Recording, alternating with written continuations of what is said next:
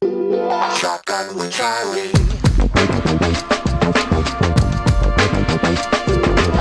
Riding shotgun refers to the practice of sitting next to the driver in a moving vehicle. The term riding shotgun came around after the time of the stagecoach, when somebody used to sit next to the driver holding a shotgun, in case they ran into bandits. My name is Charlie Cook, and I drive a lot. I like to talk to people while I'm driving, so I interview people in my car while I'm driving. Welcome to Riding Shotgun with Charlie.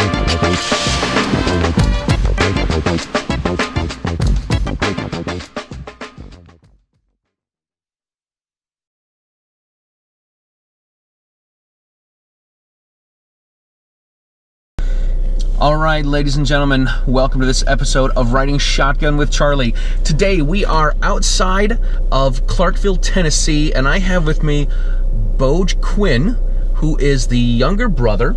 Yep. And the less good looking, I think is what you said one time. Jeff probably said that.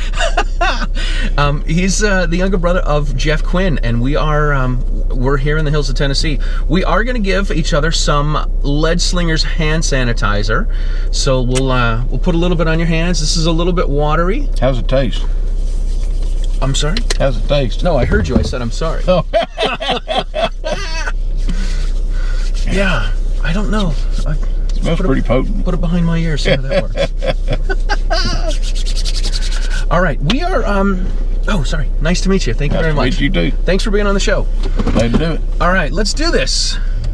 So we are going to head to Dover, Tennessee, and we are going to visit the final resting spot for Jeff. Yep. Now, we've got a lot to talk about. We've got gun stuff that we can talk about. We've got music stuff That's that we always can good. talk about. Turn left here.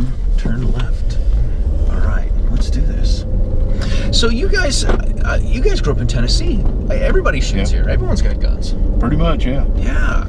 Actually, it was recently, the statistics were released. Stewart County, Tennessee, which is where we are at, has the highest per capita number of gun permits in the country. Really? Yep. Pretty much everybody here is armed. Pretty much everybody is armed. So everybody's nice to each other. You know, this is something, I try to convey this to the students that I have, that, we've all heard that an armed society is polite society. Yep. And I say, listen, if we get into a disagreement or an argument about something, and I've got a gun and you've got a gun, I'm not going to pick a fight with you, and you're not going to pick a fight with me. That's right. And this is have an intellectual discussion. Absolutely, absolutely. So you guys have grown up with guns, and your brother Jeff has been he's been super active, and he's very well respected in the gun community. Yeah, he is. And he's made videos and all sorts of stuff. He had GunBlast.com as his website. Yeah, we started GunBlast at the first of 2000, and he had that idea, like I think it was September of '99, and he got to where he was get tired of looking at gun magazines, and there'd be some kind of cheap gun or something there, then some kind of piece of crap gun, and right across the page is a full ad for it, He got tired of looking at that. He asked me one day in September of '99, he said, Boge, he said, if I was to write about guns this way, he said, if I was to write about guns, you think you could put them up on that internet thing? And right, this was 1999. This was the last century. We're coming up here on the Cumberland fossil fuel plant. That's one of the biggest coal-fired steam plants around. Wow. I saw this driving into town. I wasn't sure what it was. Yeah. And I actually started thinking, I'm like, there were guys that had to climb up there to build that. Yeah, that's right. Yeah, that's crazy. They built, those original two stacks are no longer active, but they built this thing back in the 60s. I was a little kid, and we had an uncle that worked on it out here, and one of those stacks collapsed while they was building it, killed a bunch of guys. Yikes. Yeah. Yikes. Anyway, we've been going since 2000. It's been going real well. I think we started putting videos up in about 2008, I believe. And we initially did that really just to drive traffic to the site. So our early videos is, maybe a minute long, just give like broad strokes and then refer you to the article for the rest of it. But gotcha. We come to figure out that folks don't want to read an article anymore, you know. They want everything spoon-fed to them right in the video. Right in the video, yeah. And so we expanded our video production and all that sort of stuff. Very cool. Now, you guys didn't have any experience doing video stuff, did you? No, we didn't, but I've been an artist all my life, and I used to be a professional artist, and I was working on computers, since before there were any graphical interfaces. I go way back to DOS and Commodore 64s and all that. And I was doing engineering for an outfit in Nashville for years and years. Jeff figured I knew my way around a computer, so I ought to be able to figure it out. So that's what it was, yeah. Well, that's cool. As far as the video editing is concerned, I taught myself how to do that too. Yeah, same here. I didn't go to school for video stuff. Yeah. I don't even have a face for radio. And next thing I know, I'm starting to make videos. So yeah, very cool. Very cool. That's pretty neat. So the channel, GunBlast, is it mostly gun reviews? Yeah, that's pretty much all. It's pretty much all it is. Yeah. Yeah. This is what I want to know about guys that get gun reviews, especially when you're starting to channel out. Yeah. How do you afford all these guns to review all the time? We started out just reviewing our own guns, you know. Yeah. Guns that we just had laying around the house, and so we, you know, Jeff and I both had a pretty good bit of guns at the time. Mm-hmm. Nothing like what we got now, but so we had a pretty good head start there, and pretty good head start. And when we got started, most of the gun makers thought the internet was just a passing fad. They didn't want nothing to do with us. Mm. But Ruger in particular and Smith & Wesson, they saw the potential in the whole internet thing early on, and yeah, they really embraced us, and they started sending us stuff to review, and we would either send their guns back to them or send them a check, which is what we did most of the time. Because it's, you know, it's kind of a pain in the butt to have to ship a gun back, so we just send them a check. It's easier that way. That's great. They send us a gun or send us a check. Yeah, that's right. That's too cool, man. I just want to say this. I know we're not going to get this on the video. I just saw some Tennessee roadkill, which was an armadillo. Oh, yeah, yeah. It's the second one that I've seen. Armadillos are new to Tennessee. I didn't think they were up this they've only been coming around here for a few years. And wow. Jeff and I, we would go to Texas or go to New Mexico or something. Several times a year we'd take trips out west to go shooting or whatever. Mm-hmm. See the armadillos on the road. And they kind of got further and further east over the years. Finally, we've got them up here. They're all over the place.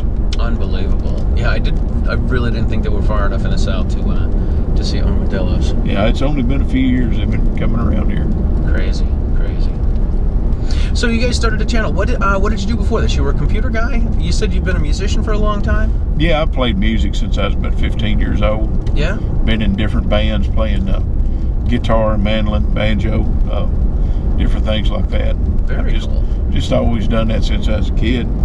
Jeff and I were both in band when we were growing up. Yeah. In middle school and high school and all. Jeff played saxophone. I played trombone. Our oldest brother Greg, he handles our ad sales and the business end of GunBlast for us. Mm-hmm. He played the French horn back in the day. Oh my gosh! So we were all involved in music to one degree or another, but I'm the only one that stayed with it. Yeah. So you know what? Same here. My parents wanted all of. I have 4 sisters, and I'm the second oldest, and they wanted us. There's another one. Yeah. Let's see if this guy moves. Oh yeah, my God! That honk is not moving. Yikes! They usually fly off. Yeah, no kidding. So we all had to play an instrument, and I was I don't want to say I was the only one that stuck to it, but I was the only one that stuck to it. You know, like yeah. I enjoyed it. What it was this: my mother would take us out for ice cream after we had band concerts. Oh, that's cool. So the math that I did was I like ice cream. When I play the trombone, when I play the trombone, I get ice cream. I think I'm going to be a trombone player. Well, that's good reasons, any. Right. Our dad never was into music. No. He just never really appreciated it. He wouldn't even listen to radio in the car. You know, he'd turn it off. Say that's the best station on there right there. Our mom loved music. She always sang. Yeah. She never played anything, but she appreciated music. She encouraged us like that. What kind of stuff do you guys play? What kind of music? Yeah. Is it bluegrass or country? Or I do bluegrass, bluegrass gospel. I've got a bluegrass gospel band. Oh, wow. I've also got like a country rock group that I play with until we had a weekly gig at the local Mexican restaurant till the COVID hit. We kind of waiting on that to start up, and that's a whole lot of fun. I play electric mandolin in that deal. Electric mandolin? Like rock and roll mandolin. It's really a lot of fun. Rock and roll mandolin? Yeah, it's a lot of fun. That is too cool, man. We got a guy named Kenny Baggett. He's a great songwriter, and he writes a lot of the songs that we sing, and we do some cover stuff. Another guy named Charlie Runyon plays guitar with us, and got a guy that plays a cajon. You ever seen one of them? A cajon? Yeah. It's like a box that you sit on, but it's got like a snare and stuff inside of it. You beat it, and it's like a drum set. Really? It sounds like a drum set, but you can carry it around. It's like this big. Oh my gosh. And a guy named Daniel Ledbetter, he's also a great songwriter and guitar player. He plays cajon with us, and we just have a good time. That's awesome. That's and awesome. then I do solo stuff, gospel, and sometimes Western music. Just different kind of things. That's cool. I'm a trombone player, and I've been a band teacher for 25 years. Yeah, that's cool. I actually lived in Nashville for 6 months from January of 93 to July of 93. I lived there for 6 or 7 months playing with a band, and then I ended up moving back to Boston, and I joined a Motown disco funk band there. I love that stuff. Yeah, we used to play 4 nights a week at a little place. That's cool. It was a lot of fun. It was great. It was cool. But I always wanted to be like, you know what? I just want to sit and play the guitar and sing songs. Yeah. Like, that would be the coolest. Yeah, it's great. And coming here to Nashville, everybody plays. Yeah, that's true. The going joke in Nashville, of course, is what do you call a musician without a girlfriend? What's that? Homeless. Yeah, I've heard that relating to banjo players especially. People, there are hundreds of banjo jokes. Everybody loves to pick on banjo players. Right. Well, I thought it was really funny when I lived in Nashville, and then we didn't have a gig for a month, and I'm like, the band leader's like, boys, you guys can take a month vacation or move in with your girlfriends, and I'm like, yeah, that's not a funny joke. I'm leaving. And that's when I moved back to Illinois. Yeah. Very cool. Being a band teacher is a cool deal. You don't know. Thanks to Facebook, there's a lot of bad stuff about Facebook, but there's some good things about Facebook. And one of the good things about Facebook is it put me back in touch with my old band teacher. Oh, that's awesome. A guy named Bob Wilson, and he ended up being a principal, and he's retired now. But and it's just awesome because you don't know how much of an impact you have on kids' lives. I mean, I'm playing country and bluegrass and rock music on stringed instruments, and my old band teacher laid stuff on me that I'm still using all the time. And what he did, we're going to turn right up here. Yep. What he did was he, rather than just like doing nuts and bolts, this is notes and this is your, like, be it just reproducing music. Yep. He taught us how to love music, how to really get the music in us. And that's really an awesome thing that you can influence a kid like that. That's our church right there. Right. Jeff was a deacon there, and I lead the singing there, play guitar. And our dad ended up his pastoral career there. He preached there for like 25 years. Oh, that's awesome. Yeah, it's a really cool church. This little church up here on the left used to be the building that church was, but they moved. Built that place I think in '68. There's like I think that's a apostolic church now. You're not going to hold that against them, are you? Oh no, we're all on the same team. Exactly. And right up here, this here is where Jeff's daughter lived. Yeah. Up here on the left is our mom's house, and on the right over here is Jeff's place. Really? You can slow down if you want to. Absolutely. But right down here. yeah, this is his driveway here. His cow pastures right there, and his barns, and his house is on back there in the woods a little bit. Wow. And this over here is our mom's place. This is pretty wild. Yeah, he always liked being close to mom. Yeah. Like right across the street. Right across the that's really street. close. Yeah. My goodness. He owned, I guess he had about 350 acres. Wow. Up here, yeah. That's I mean, cool. this is still his place here, and up here on the left is some of his place. Further on up on the right past this guy's place is some more Jeff's land. It was actually family land, and been in the family for 100 years or so. Jeff ended up with that. That's pretty cool. Our great-grandmother lived in that old fallen down house. Oh my gosh. Yeah, because we're all, our roots are here. We were raised mostly in Clarksville, which is 20 miles down the road, and it's a town of about 250,000 people, I think, is in Montgomery County now. And we were raised on the outskirts of that. Mm-hmm. And we'd come down here and work the farm in the evenings and on the weekends and all that. But our family's always been down around here. I got to tell you, I filmed a show yesterday in Nashville with somebody, and it has a different feel to it. Like, it's just being down here, being from Massachusetts and having lived in Massachusetts for the last 25 years, coming back to Nashville, it's got a different feel. People are nice, people are polite, they say hello, they hold the door for you. Yeah, it is pretty nice way to be. And we're getting a lot of Yankees come down to Nashville now, which is not necessarily a bad thing, because they're looking to get away from that stuff up there. And they come down here, and it's kind of weird to them at first, but they embrace the lifestyle down here. I will say this, I had to drive a half hour outside of Nashville before I found a Dunkin' Donuts. Well, yeah. So there's a Waffle House everywhere. Yeah, you can't hardly throw a rock without hitting a Waffle House. Oh my goodness. This was really cool. In December of '92, I came down to Nashville with the band I was playing in, and we stayed out on the Stewart Ferry Parkway. Yeah, I know what that is. And there's a hotel we stayed at. There was of course a Waffle House there, and we went to the Waffle House. And honestly, I'm staying at a hotel that is right next to the Waffle House. It's across the street from where I stayed in '92. Yeah, that's pretty wild. Yeah, that's kind of handy. We get that a lot traveling. We're staying at different hotels. A lot of them are by Waffle Houses, so we'll end up at the Waffle House. See that this lake here, that was created when they electrified back in the 30s. They dammed up and created that lake. Oh wow! But all that land over there used to be in the family. Oh my gosh. And then the government bought it from our great uncle. So that's all wildlife refuge over there. Oh, that's cool. Like, I don't forget how many tens of thousands of acres of wildlife refuge, and it backs up to Jeff's house.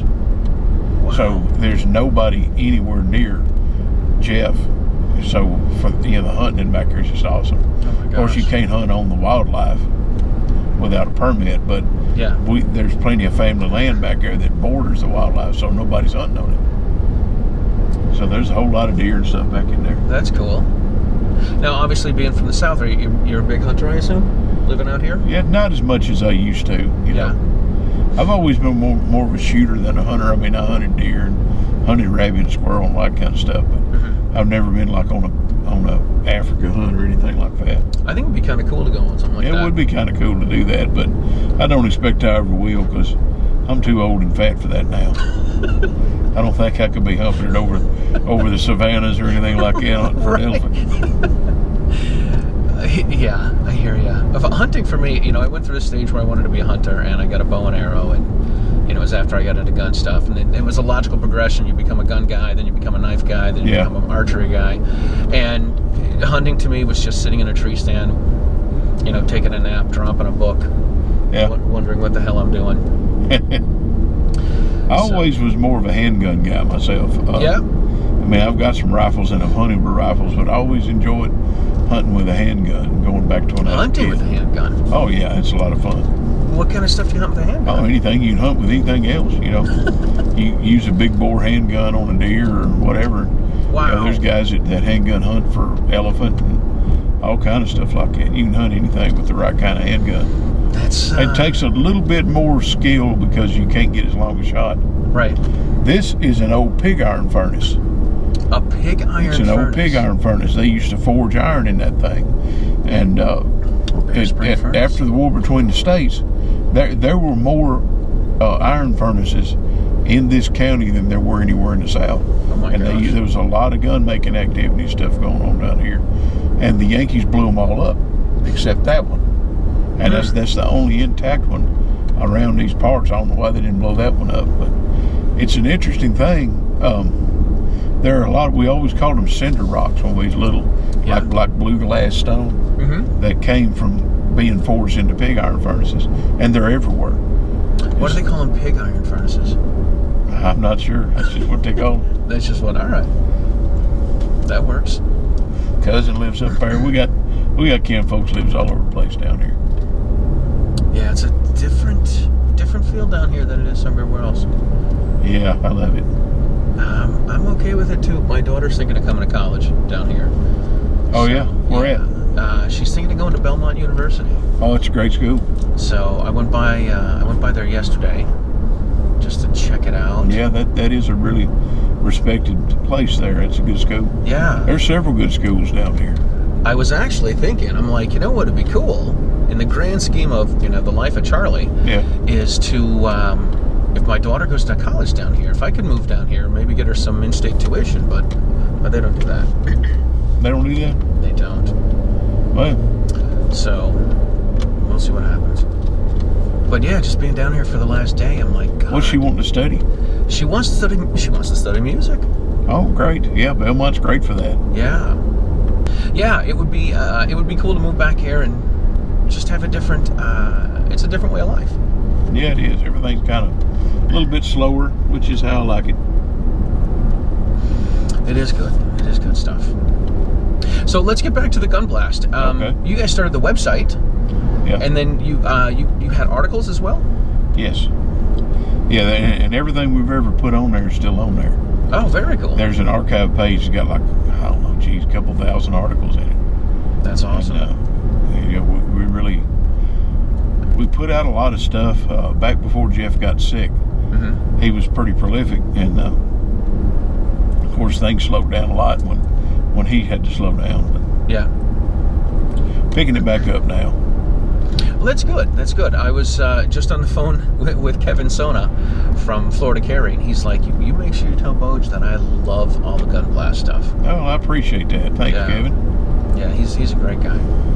So a couple thousand articles, and you guys would review the videos. What kind of equipment do you guys have? Do you guys have a lot of video equipment?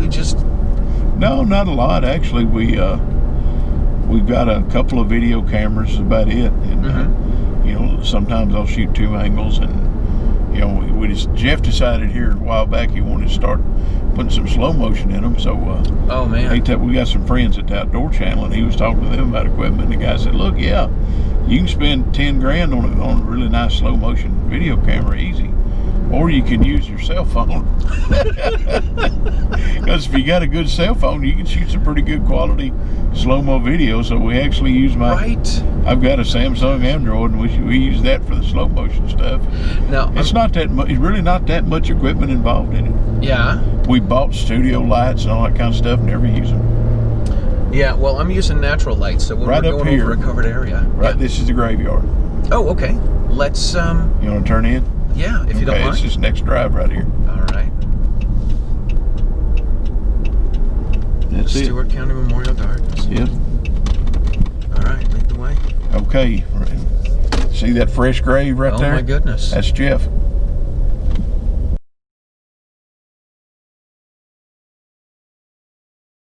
All right, so we're in Dover, Tennessee. We got Boge Quinn with us, and we just visited the gravesite of his older brother Jeff, who everyone knows that's in the gun community. They know him from GunBlast.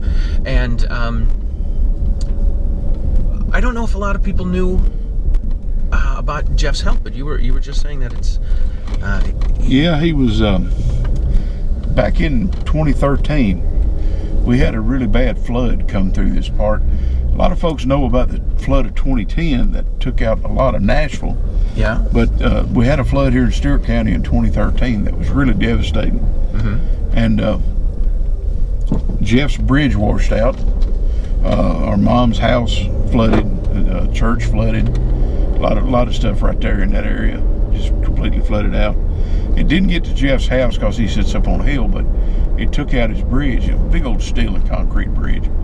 It took out his bridge, and he was in there messing around, getting all that fixed up, and somehow he contracted an infection out of the floodwaters. The doctor said, you know, maybe he had a cut on his foot or something, but whatever it was, something particularly nasty got in him, and they never was able to really get in front of that. And over the years since then, I mean, that's been 7 years ago, his health has just gradually deteriorated since then, because the infection got into his heart, and once it got into his heart, it went everywhere. And I remember it was odd, the fingernails fell off of the middle finger of each hand, and it got into his feet, and he ended up having to have some toes amputated and the heel off of one foot amputated.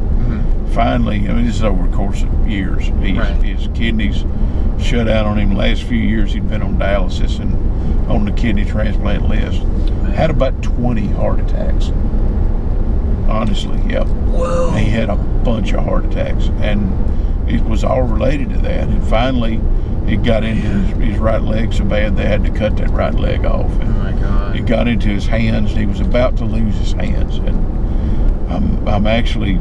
I think it's a blessing that he died before that happened, because he really felt bad about losing his leg, and if he didn't have his hands, he couldn't work. And Jeff's always been about working.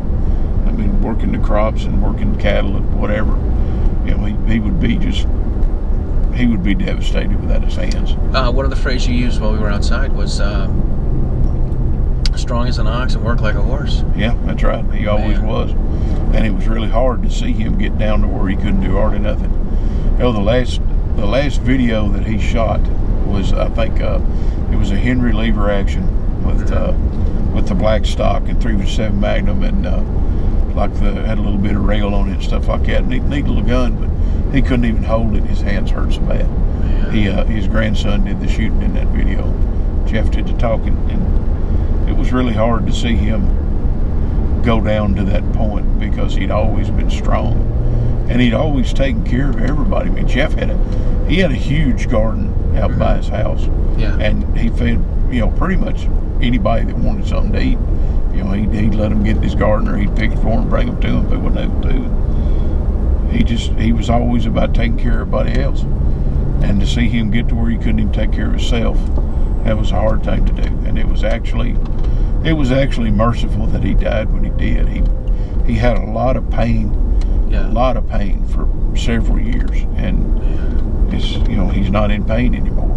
And that, people always said, you know, well, you know, he's not in pain anymore, and I always like, yeah, but there really is comfort to be drawn from that. But I sure do miss him. Oh my gosh. You know, Jeff he wasn't just my brother, he was really one of the best friends I ever had. We were extremely close. My business partner, Deacon in my church, you know, we saw each other about 5 times a week, I guess, talked every day. Wow. That's amazing. Yeah, it's hard to be without him, and still can't hardly believe he's gone. And I'm at that age now where, you know, passing away at 60, 61 years old is not that old. No, that's nothing. It really isn't. But if you would have told me this 30 years ago, I'm like, yeah, that's an old dude. Right. I remember I was playing in a bluegrass gospel band when I was a teenager, and I was probably 17, 18 years old. We had a banjo player who was 28, and I was like, geez, man, that guy's old. Yeah. It's funny how your perspective changes. It changes an awful lot. Oh my goodness. I was 27 years old playing in a band. Yeah. And playing, you know, 4 nights a week at a club in Boston. And we got a guy that was 42, and he was played with some big name acts and traveled around the world and everything.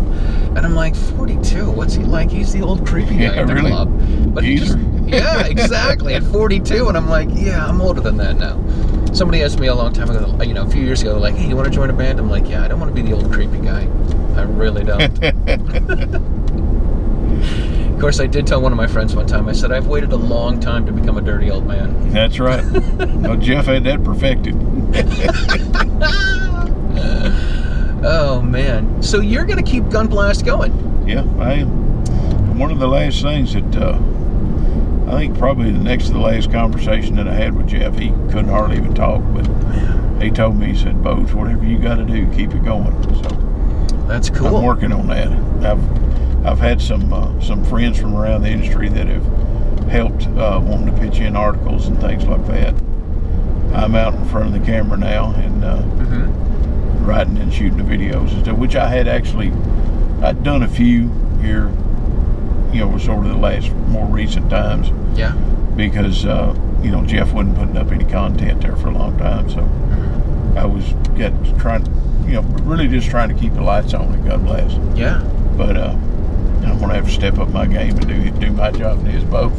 Of course, it's not really, he always said, I gotta work, but it's not really work if you enjoy it, You know what? With this trip, I'm doing a week-long tour in the South. Yeah. And I'm getting a couple interviews here in Tennessee. I got some interviews in Alabama, some interviews in Georgia. I'm calling it the Little Southern Tour, just to kind of let me know if I can pull this off.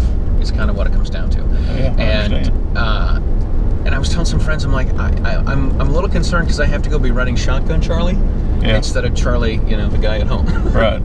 I said I get to go out and be a rock star for a week, and then I come back to reality. And it's not where I always tell people, they're like, oh yeah, your show's doing great and so on and so forth. I'm like, it's really a hobby. Yeah. My accountant says it's a hobby. Well, that's the way it was with us. We never dreamed we'd make any money at it or anything. Yeah. When we started out, we never dreamed we'd do anything with it.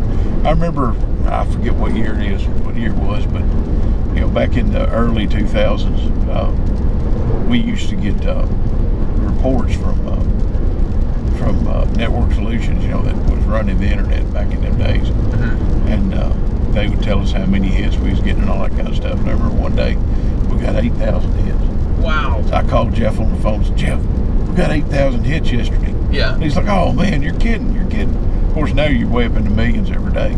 Right. But man, we thought it was a big deal back then. I remember one time in the late 90s, no, it wasn't late 90s, probably about 2010 or so, we got a report from Network Solution that said we was in the top 1% for traffic of non-porn sites on the internet. So that was both a really neat deal, and it was really funny because you have to, if you count the porn sites, we're way down somewhere. But that's just the way people are. They go for that porn. Goodness. Everything new, they make something different. Well, if you think about it, way back in the days when they was doing cave paintings, they was painting naked chicks on the walls. Porn's been around as long as man had. As long as there have been naked women, men have wanted to look at them. That's true. Dude, that is too funny. But I remember seeing some pictures of some of the cave paintings in France and thinking, man, that was the first porn. Oh my goodness. That's just the way people are. But anyway, that was a really neat deal. They said we was in the top 1% for traffic. Outside porn. That's amazing. Jeff got a big kick out of that too. That is too funny. Now, if you had some, hot chicks in there, then maybe you could have. Oh yeah, that's something we thought about doing some of that, but now you can't really do that. You can't. Being a deacon in the church and all that, He's got a reputation to keep. Yeah, that's right. You don't want to hurt your testimony. Absolutely. You stay true to your. The phrase they like to use now is, you're staying true to your brand. Well, staying true to what you guys are. So what kind of stuff how often do you guys put videos out? We used to do, I'd say we'd do a couple a week. Yeah. Of course, it's been slowed down here lately, but I'm trying to get back onto that pace. That's cool.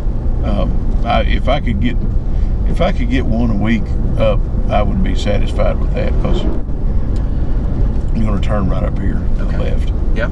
I recognize the church. And I forgot what I was saying. Putting out one video a week. Oh yeah. I'm trying to get it up to 2. Well, because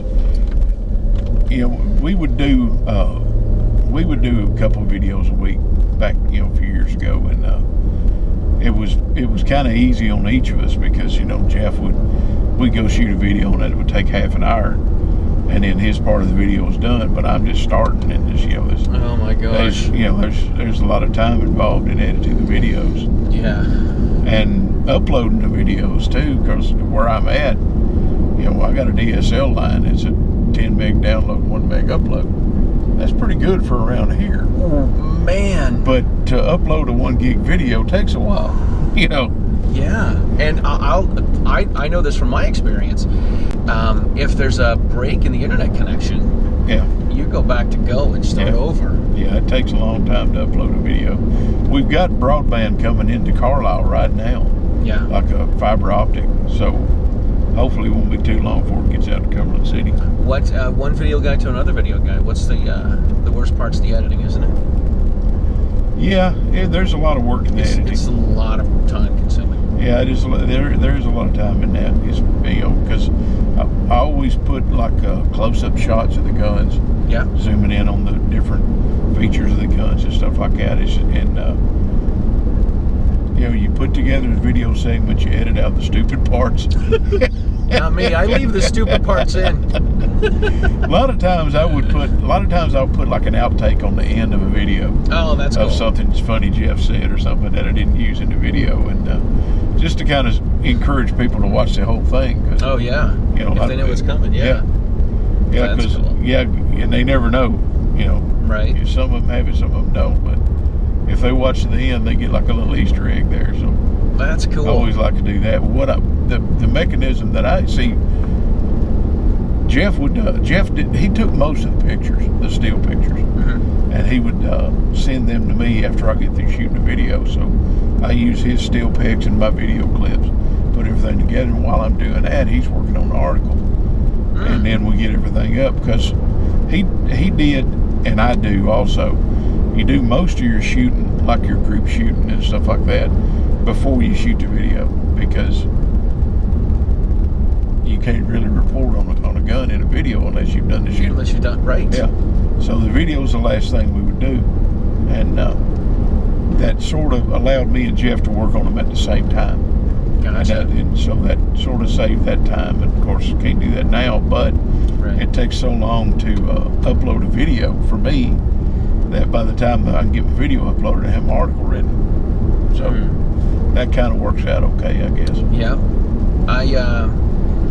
I do the same sort of thing. I will, when I'm uploading the video and saving the video and all that stuff, that's time consuming. I'll do that and do something else. Yeah. I like to tell people it's like doing laundry. Laundry's what you do when you're doing something else. Yeah, that's Put the laundry in, you go clean the house. Sitting there waiting on it to upload. Right. And two, not everybody does this, but we always did. Jeff always did, and I'm going to continue on with that, is that you actually do a lot of shooting. That's not on video. I mean, most of your shooting is not on video. And you're shooting for function, you're shooting for groups, and you're chronographing loads and all that kind of stuff. And people don't want to see that because that's just plain boring. Right. You're sitting there, bam, look at your chronograph, it's X number of feet per second, bam. And nobody wants to see that, but there's a whole lot more work involved in the actual shooting than shows up on the video. Absolutely.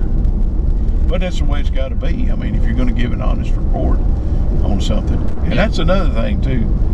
People often accuse Jeff of liking everything he shot. People say, Jeff never met a gun he didn't like. And that's kind of true. Yeah. Because we both, we love guns. And he always tried to keep his own likes and dislikes out of it. Every gun is evaluated for what it is and what it does. Yeah. And nobody cares what Jeff's favorite gun is, and they want to know how this gun works. And if this gun, any particular gun, works like it's supposed to and does what it's supposed to, we're going to like it. If it don't, and we're going to tell you about it. And every time we get a malfunction, it's in there. We tell about it. But people thought, oh, Jeff never met a gun he didn't like. Well, guilty as charged, like guns. Yeah. And another thing he always said, and a lot of truth to this too, because people would say, why don't you do comparison videos, this gun against that gun, whatever.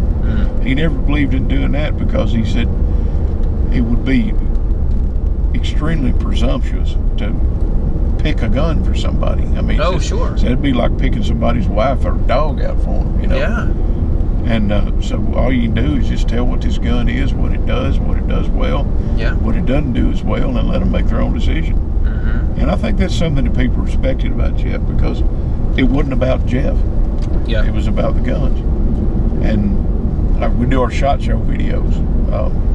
When we go to SHOT Show, instead of standing there crowing about a gun, Jeff would say, this is a so-and-so gun made by so-and-so, and have the guy standing there with him and let him talk about his gun.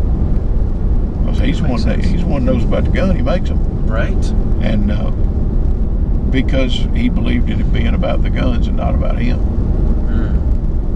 And consequently, you know, people wanted to know more about Jeff as he became a personality, which was something that he never really could get his mind wrapped around. Right. But so, you know, he was always more standoffish in that regard, because he didn't imagine that people was really caring about him, but of course they do. Sure. And here, I guess it's been, I don't know, about 5 or 6 years ago. Well, we always had people wanting us to be in a reality TV show.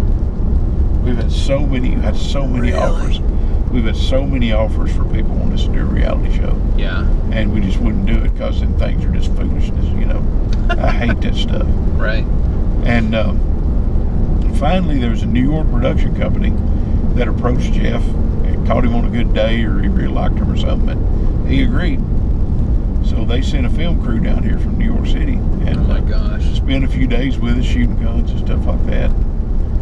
And they actually made a pilot, which was never aired. Oh, really? I've got a copy of it. It was kind of interesting. It was sort of reviewing stuff on TV. You want to watch you speed through here, it gets down to 30. All right, I appreciate that. Well, yeah, they patrol it. But we did the reality show, or we did a pilot of it, and never did pan out, and that's fine with us, because then things are just foolishness. But it didn't turn out the way they wanted it to, because they wanted me and Jeff to be arguing all the time and being hateful to each other. You know how they do. Yeah. And we just never did. You know, that just ain't us. Right. It's not exciting to watch two people getting along and having a good time. That's right. And you know, really, our lives are pretty boring.